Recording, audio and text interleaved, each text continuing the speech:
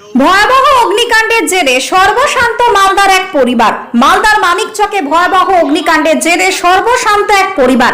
বর্তমানে খোলা আকাশের নিচে ঠাঁই পরিবারটির। ঘটনাটিকে কেন্দ্র করে চাঞ্চল্য ছড়িয়ে পড়ে মালদার মানিকচকের বেনিটোলা এলাকায়।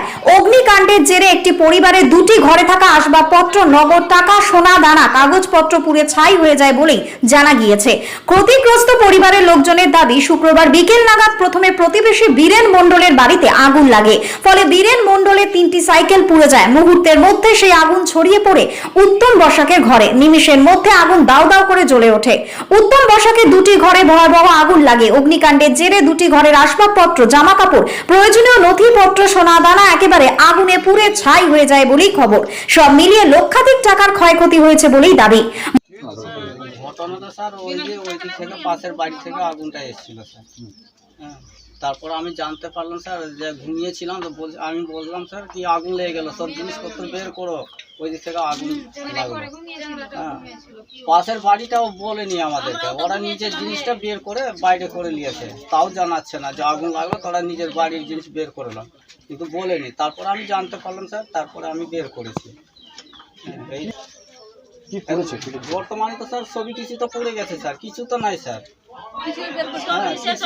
সব কিছু শেষ হয়ে গেছে। হ্যাঁ, কোনো ডকুমেন্টস নাই স্যার, সব পুরো হয়ে গেছে স্যার, ছাই হয়ে গেছে স্যার। সব মিলিয়ে কত টাকার ক্ষয়ক্ষতি হয়েছে মনে করছেন? সব মিলিয়ে স্যার কতটি কি হবে স্যার? তোমার আইডিয়া কথা বলা যাচ্ছে? একটা আইডিয়া দেখাও বলো। মোটামুটি 70,000-এর মতো স্যার। 70,000 টাকা নগদ কেস। হ্যাঁ, মায়ের ওর সোনা ছিল স্যার, সেটাও স্যার পুড়ে গেছে স্যার। আচ্ছা, আগুনটা কিভাবে নিভানো হলো? এই যে স্যার পাড়ার লোকজন স্যার জানাজানি হলো স্যার, দৌড়ে দৌড়ে আসলো স্যার, ওরা সব চিৎকার করলো স্যার, ওরা আসলো স্যার, স্যার দিয়ে নিভিয়ে টুকে স্যার কোনোরকম স্যার রক্ষা করেছে স্যার, না হলো এটাও পুড়ে যেত স্যার। কি নাম যার বাড়িতে আগুনটা লেগেছে? হ্যাঁ, যার বাড়িতে আগুনটা লাগে তার নাম কি? উত্তম বসাক স্যার। কটা ঘর পড়েছে? দুটা ঘর পড়েছে স্যার। এলাকার নাম কি? এলাকার নাম এটা এলাকার নামটা বেনিটোলা স্যার। আচ্ছা, এখন কি চাইছেন বর্তমানে? আমরা কি চাইছি স্যার, এই তো বুঝতে তো পারছি স্যার, বাড়ি ঘর নাই স্যার, কোথায় থাকবো স্যার, বাড়ির ব্যবস্থা কোনো ঠিক আছে, আপনার নাম? অর্জুন বসাক। আমি জানি না, ঠিক আছে, আমি ঘুমিয়েছিলাম, ওষুধ টষুধ খেয়ে উঠে এইখান থেকে জান্নাত থেকে এই বাড়ির লোক চিৎকার করলো যখন, তো উঠে আমি উঠলাম, দেখছি যে ধা ধা ধরে আছে আগুন একদম পুরো। হ্যাঁ, আগুন যখন ধরে আছে তো ওই সবকে ডাকছি আমি, লোকজনও আসলো নিভাবার জন্য। এইখানে একটা চাল ছিল, চালের উপরে তিরপাল ছিল, তিরপাল দিয়ে ওইটা দিয়ে ধরে বাতাস মেরে ওইটা দিয়ে চলে গেল। কোথায় কোথায় গেল? ওই অন্যজনের বাড়িতে। কে নামটা? উত্তম বসাক। কি দেখলেন ওর কি ক্ষয়ক্ষতি হয়েছে? মানে ক্ষয়ক্ষতি ওর পুরোটাই হয়েছে, কিছু বের করতে পারিনি। কি মনে হচ্ছে কেমনি করে আগুনটা ধরলো? এটা সেটা তো আমি বলতে পারি না, ওটা তো আমি চোখেও দেখিনি যে কীভাবে ধরলো না ধরলো, সেটা আমি জানি না। তা আপনার কী ক্ষয়ক্ষতি হয়েছে? আপনার কিছু হয়েছে?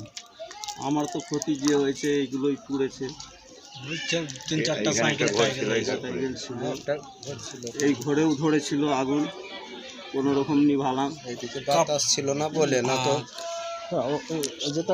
যেটা জানা যাচ্ছে যে অভিযোগ করছে যে আপনার বাড়ির এখান থেকে আগুনটা ওর বাড়িতে গিয়েছে, কী বলবেন? ওইটাই আমারই থেকেই তো গেছে আগুনটা। এখন বর্তমানে কী চাইবেন, কী বলবেন আপনি? এখন আর কী বলবো আর কি। ঠিক আছে, আপনার নাম? আপনার নাম? বীরেন মণ্ডল।